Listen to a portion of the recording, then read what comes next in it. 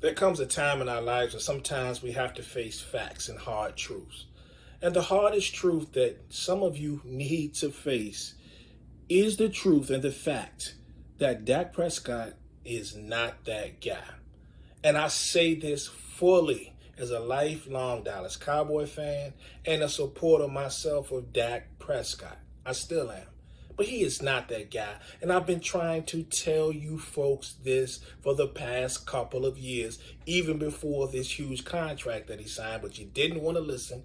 Y'all stayed in my inbox. Y'all stayed on the page disputing everything I said. And what was crazy is wasn't just the Cowboy fans, it's the non-Cowboy fans. I don't like the Cowboys, but I think you guys got this. I think you guys got that. What are y'all watching? What are y'all watching? Let's go back to Sunday's wildcard game against the San Francisco 49ers.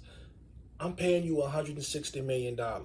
You have to know and understand before executing that spike play that the ref needs to touch the football.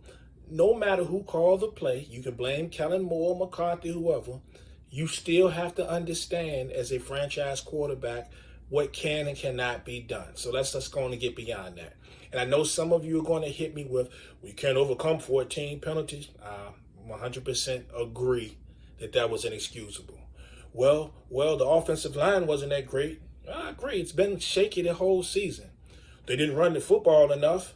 Okay, I'm going to agree with you 100% on that too. But what's new? That's been the entire season.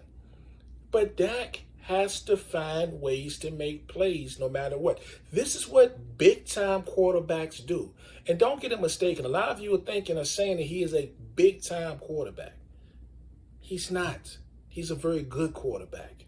Sometimes he's the average quarterback that plays phenomenal. Sometimes he's an average quarterback that plays above average. He's a good quarterback. He's not a great quarterback. Let's go to the possession before the end of the game. So not the possession where we had the whole spike situation, the possession before that. Cowboys got the football. It was like 2 minutes left, 2:42, something like that. Dak has a chance to lead the Cowboys down to a potential game-winning touchdown, right? So we had an incompletion.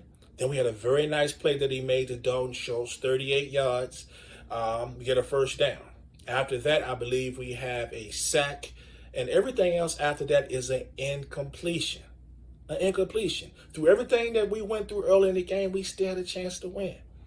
Dak consistently, even before this game, misses wide open receivers.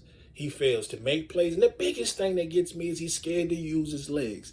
But there comes everybody talking about, well, he did hurt that leg. And what about the injury? Well, if you're going to be worried about getting that leg injured again to the point where you won't run the football when it's needed to be run it and slide or get out of bounds, why'd you sign the contract? Why? He has to take accountability. Let's early in the season. He had games where he missing Amari Cooper. He didn't play all that great. Almost every game that Tyron Smith didn't play, he didn't play that great. We can go back to a couple of years ago in Atlanta. Atlanta Falcons hadn't won a game in their brand new stadium at Mercedes-Benz until we came in. There was no Zeke. Remember, Zeke was out on suspension. Goodell handed down that suspension because Zeke was under investigation, right? He played terrible. Couldn't even score a touchdown. We went through 5 or 6 games. We couldn't score more than, 16 points, I believe?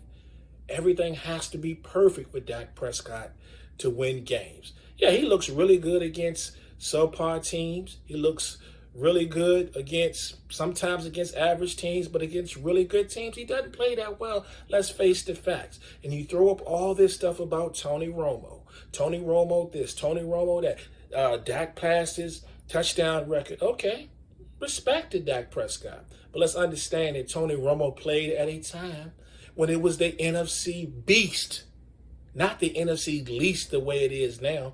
There were good teams in NFC East back then. There aren't hardly any now. And Dak is, feasting on those teams. Rightfully so, he's supposed to if those teams are subpar. But let's not get into all these comparisons.